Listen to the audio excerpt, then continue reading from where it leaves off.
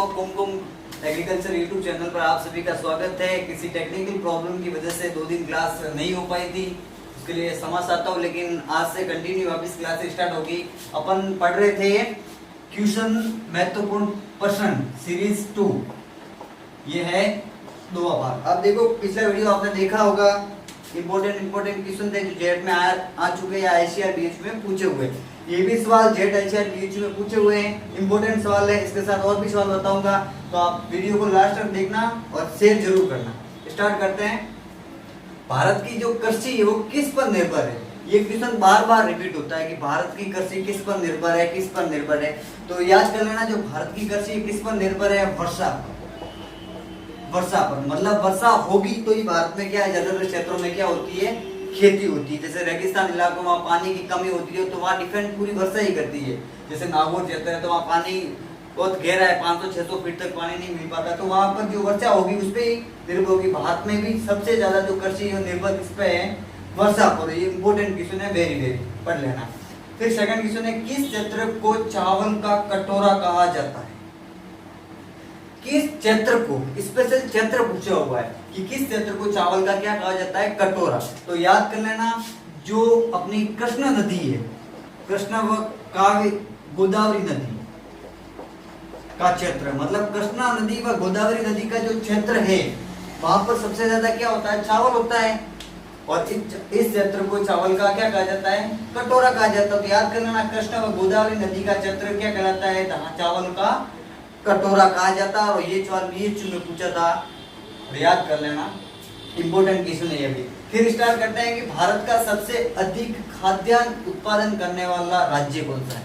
सबसे ज्यादा खाद्यान्न, गेहूं, धान, ये सब उत्पादन कौन सा राज्य करता है?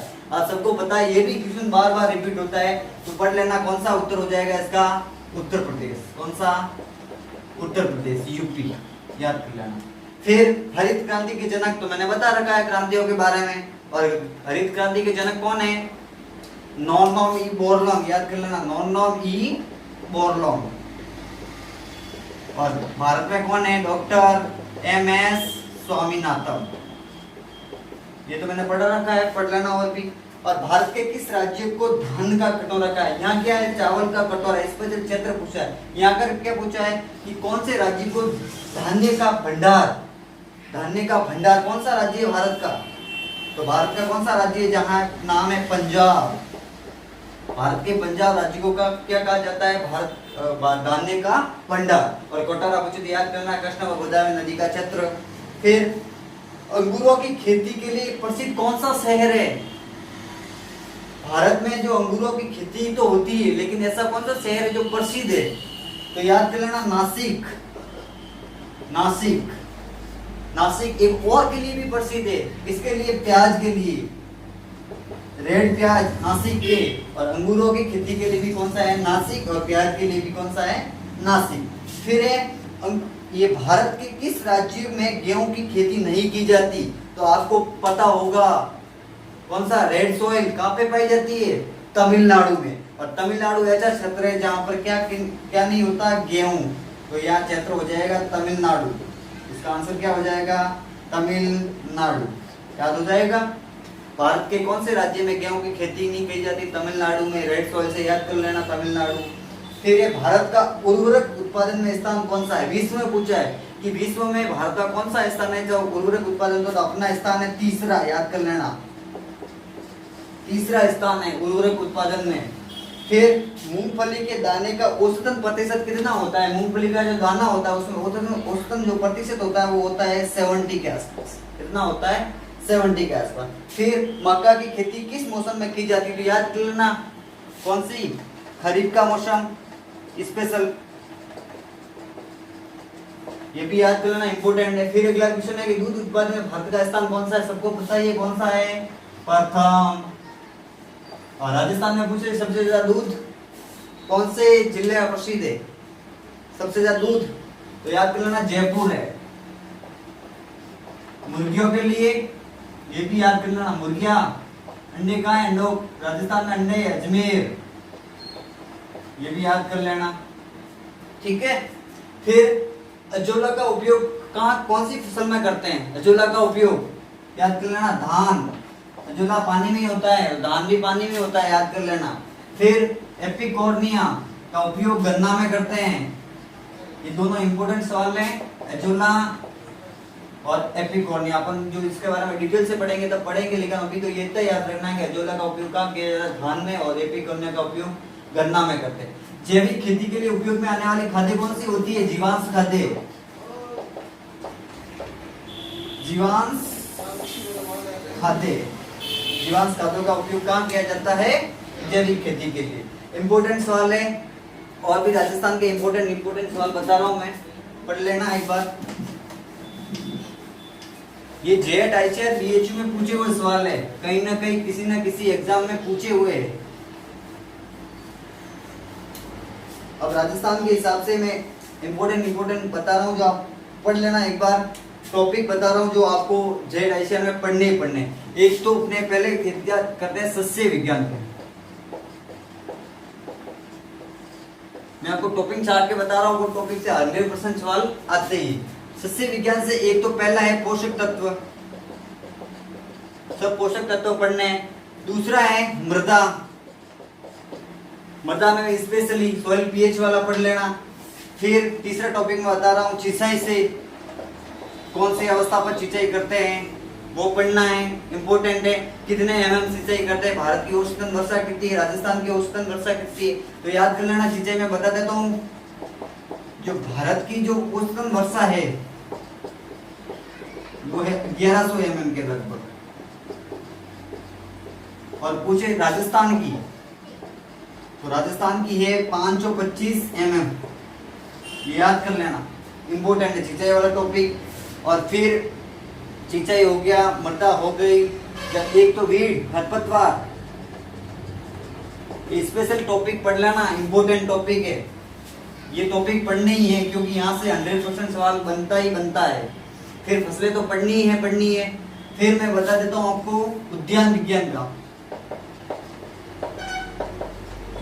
उद्यान विज्ञान में देखो, एक तो पहला टॉपिक आपको जो करना है वो करना है हार्मोन्स। हार्मोन में पढ़ाऊंगा अभी क्लास में, हार्मोन पढ़ना है। और दूसरा जो टॉपिक है आपको पढ़ना है वो पढ़ना है अपने विटामिन मैंने डाल दिया है, क्रांतियां डाल दी है, उपनाम। और जो सब्जियां होती है उनके वैज्ञानिक नाम, वानस्पतिक नाम भी आपको पढ़ने ही पढ़ने हैं, ठीक है। ये 3 टॉपिक तो स्पेशल पढ़ने ही पढ़ने। और क्या है, फल पढ़ने हैं, तो फल अपन के टोटल सिलेबस में 11 फल है। स्पेशल मैं बता देता हूँ आपको, तो संतरा पढ़ना है, नींबू हो गया, पपीता हो गया, आम हो गया, केला हो गया, अंगूर, खजूर हो गया, अनार, अमरूद, संतरा, नींबू, अनार, अमरूद, अंगूर हो गया। ये जो इम्पोर्टेंट है फल, ये आपको पढ़ने ही पढ़ना है। एग्जाम की दृष्टि से जितना आप स्मार्ट स्टडी करोगे उतना आपको फायदा होगा, ठीक है। इंपॉर्टेंट टॉपिक ये आपको घर जाके भी पढ़ने हैं, और जो ऑनलाइन मैं यूट्यूब पे वीडियो डाल रहा हूँ वो भी छात्र पढ़ने ही पढ़ने, ठीक है। फिर अपन अगला टॉपिक करते हैं, जो मैं आपको पशुपालन के बारे में सॉरी बता देता हूँ। पशुपालन, तो सबसे पहले पशुपालन का आप एक ही काम करो, एक तो पढ़नी है रोग, औषधि, और बकरी की नस्लें, गाय की नस्लें, भेड़ की नस्लें। फिर रोग हो गया, रोग के साथ औषधि पढ़ लेना, इंपॉर्टेंट है। एक चीज याद करना, वेरी इंपॉर्टेंट, पशु गणना याद कर लेना। ये इंपॉर्टेंट एनिमल हस्बेंड्री के टॉपिक, ये भी आपको पढ़ने ही पढ़ने हैं, ठीक है। इंपॉर्टेंट टॉपिक है, पढ़ने ही पढ़ने हैं आपको। विटामिन डाल दिए मैंने, आपको पढ़ा भी दिए हैं। फिर अपन राजस्थान की कृषि पे कुछ नजर डालते हैं। वैसे सुपरवाइजर नई को ज्वाइनिंग मिल गई है, उनके लिए बधाइयां। स्टार्ट करते हैं। देखो राजस्थान में क्या होता है कि बरसात, मैंने बताया कि सिंचाई स्थिति कितनी होती है, 525। राजस्थान क्या अपने भारत के 14वें खंड में आता है और 7वें खंड में आता है, कृषि जलवायु खंड। वापस बता देता हूँ, राजस्थान के जो एग्रो क्लाइमेट जोन है वो कितने हैं 10, भारत के कितने हैं 15। भारत में जो 15 एग्रो क्लाइमेट जोन होते हैं उसमें राजस्थान का नंबर कौन सा है, तो 14वें खंड में आता है और 7वें खंड में।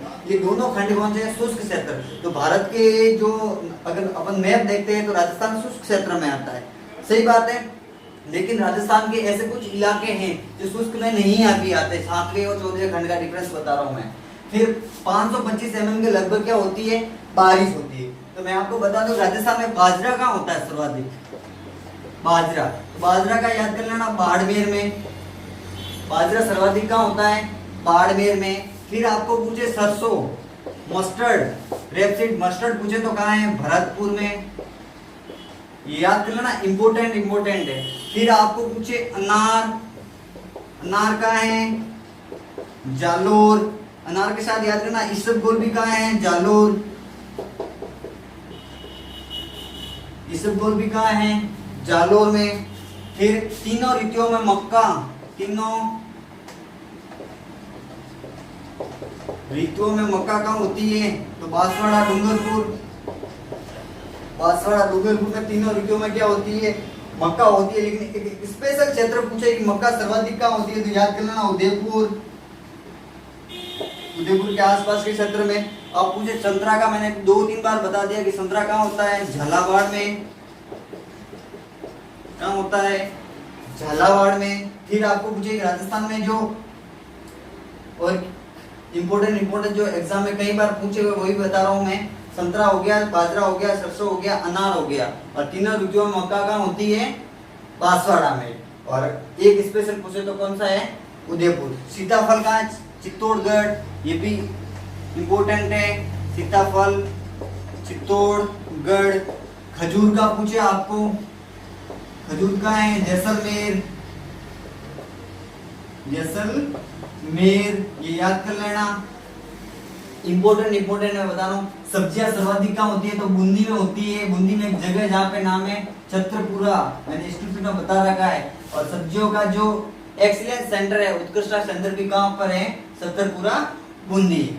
आगे चलता रहूंगा, कंटिन्यू ये क्वेश्चन कर लेना, पढ़ लेना और अच्छे से मैंने जो टॉपिक बताए वो टॉपिक एक बार जरूर देखना। मैं भी यहाँ करवाऊंगा, क्लास में भी करवाऊंगा, लेकिन आपको पढ़ना ही पढ़ना है, घर जाके सेल्फ स्टडी करना है। और अपना चैनल कुमकुम एग्रीकल्चर को जरूर सब्सक्राइब करना है और शेयर भी करना है। ज्यादा से ज्यादा कृषि विज्ञान के जो भी छात्र उन तक पहुंचाना है। धन्यवाद।